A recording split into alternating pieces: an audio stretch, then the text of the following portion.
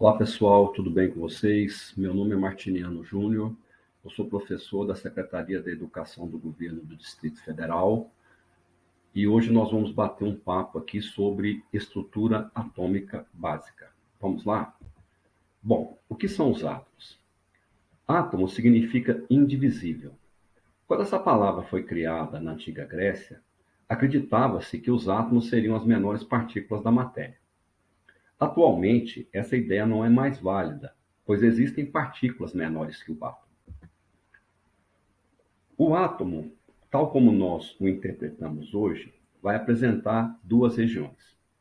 Ao longo da história da ciência, vários modelos foram sugeridos para explicar os átomos. Quando nós falamos em um modelo, nós estamos falando em uma representação para favorecer o nosso entendimento. Em nosso nível de estudo, um desses modelos é aquele que divide o átomo em duas regiões, núcleo e eletrosfera.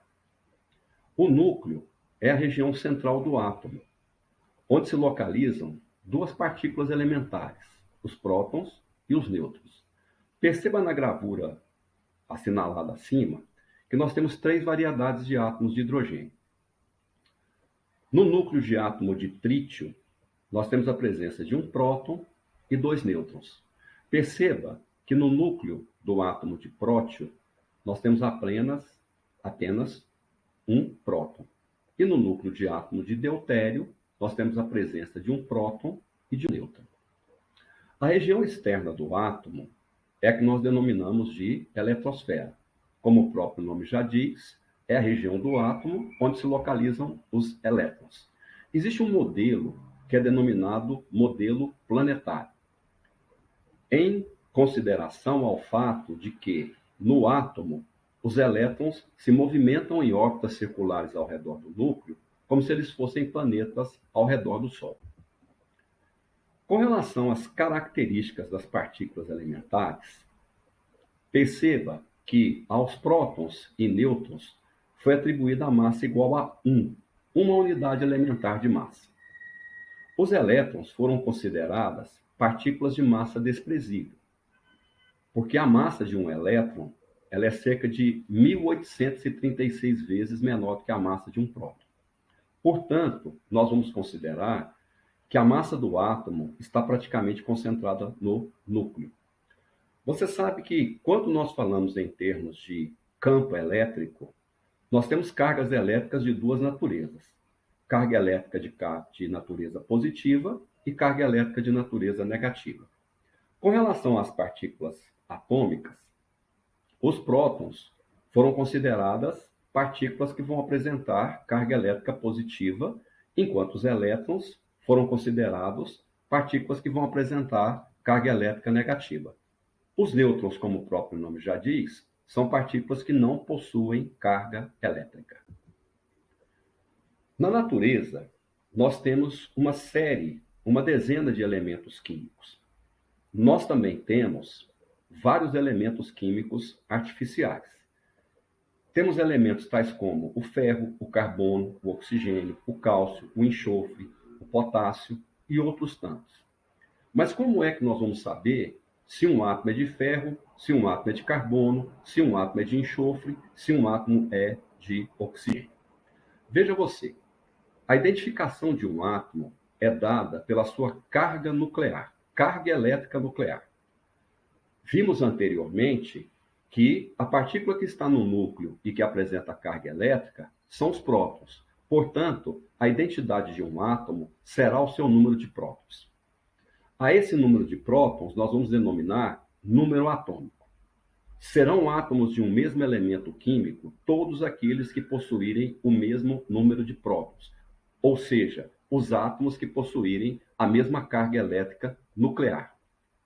E atualmente nós denominamos então elemento químico a um conjunto de átomos que possuam o mesmo número atômico. Simbolicamente, nós representamos o número atômico pela letra Z. Perceba você que o cálcio, por exemplo, é um elemento que tem número atômico 20. Todos os átomos de cálcio possuem 20 prótons no núcleo. Não interessa se esse átomo de cálcio está numa casca de ovo ou se está em um dos nossos ossos. Outro detalhe importante é que, inicialmente, por convenção científica, os símbolos gráficos dos elementos químicos foram derivados do nome em latim. Potássio, por exemplo, deriva de cálium. Enxofre, que é representado pela letra S, deriva de sulfo. Vocês já ouviram, por exemplo, falar a respeito de uma importantíssima substância química denominada ácido sulfúrico. A denominação ácido sulfúrico está intimamente ligada ao fato da presença do enxofre na composição química desse elemento químico.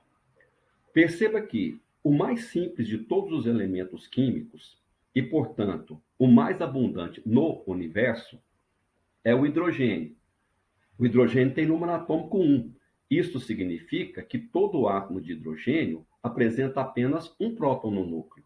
Não interessa se esse hidrogênio está no Sol, não interessa se esse hidrogênio está na molécula de água. Onde quer que nós tenhamos átomos de hidrogênio, esses átomos vão possuir um próton no núcleo. Todo átomo de hidrogênio possui número atômico 1. Veja você essa representação dessa variedade de átomo de lítio. Temos no seu núcleo a presença de 3 partículas positivas, 3 prótons. Essas 3 esferas brancas estão representando as 4 esferas brancas estão representando 4 nêutrons. Então, nessa variedade de átomo de lítio, nós temos a presença de 7 partículas nucleares, sendo 3 prótons e 4 nêutrons, e na sua eletrosfera, 3 elétrons. Perceba que o átomo, ele, no total, não tem carga elétrica. Por quê? Porque a quantidade de partículas positivas no núcleo, que são os prótons, é igual à quantidade de partículas negativas, ou seja, os elétrons que estão na eletrosfera. Quando nós queremos fazer a representação gráfica de uma certa variedade de um átomo, nós vamos utilizar o símbolo químico do elemento, que nessa gravura está representada pela letra X. Nós vamos colocar o número atômico representado do lado esquerdo e inferior, e vamos colocar o que nós vamos denominar de número de massa, representado na parte superior. O número de massa pode ser representado tanto à sua esquerda quanto à sua direita. Interessante notar que quando nós falamos em número de massa, nós estamos nos referindo à soma de prótons e nêutrons, já que nós falamos anteriormente que os elétrons possuem massa desprezível, falamos anteriormente que a massa do átomo está praticamente concentrada no núcleo. Veja você essa variedade de átomo de sódio. Símbolo sódio deriva do latim nadium. Essa variedade de átomo de sódio tem número atômico 11 e número de massa 23. Portanto, se o número atômico é 11, ele possui 11 prótons. Se ele possui número de massa 23, e eu desejo saber o número de nêutrons, eu vou subtrair o número de massa menos o número atômico. Número de massa, prótons e nêutrons. Número atômico, prótons. Então, quando a gente subtrai 23 menos 11, nós temos 12. Essa variedade de átomos de sódio possui 12 nêutrons. Essa variedade de átomo de ferro possui número atômico 26 e número de massa 56. Todo átomo de ferro tem 26 prótons no núcleo. Você sabe que nós temos no nosso sangue uma importante substância química de cor vermelha, que é a hemoglobina. E a hemoglobina possui essa coloração em função da presença do elemento químico ferro. Se esse átomo de ferro estiver em uma molécula de hemoglobina, ou se esse átomo de ferro estiver em uma panela, o que eles vão ter em comum? A presença de 26 prótons no núcleo. A presença de 26 partículas positivas localizadas em sua parte central. Essa variedade de átomos de ferro possui número de massa 56. A soma do número de prótons e do número de nêutrons é 56. De tal maneira que, se a gente quiser calcular o número de nêutrons, vou pegar o número de massa, 56, subtrair o número atômico 26. 56 menos 26, esse átomo possui 30 nêutrons. Ok, pessoal? Então, muito obrigado pela atenção de vocês. Espero que vocês tenham gostado e até uma próxima oportunidade.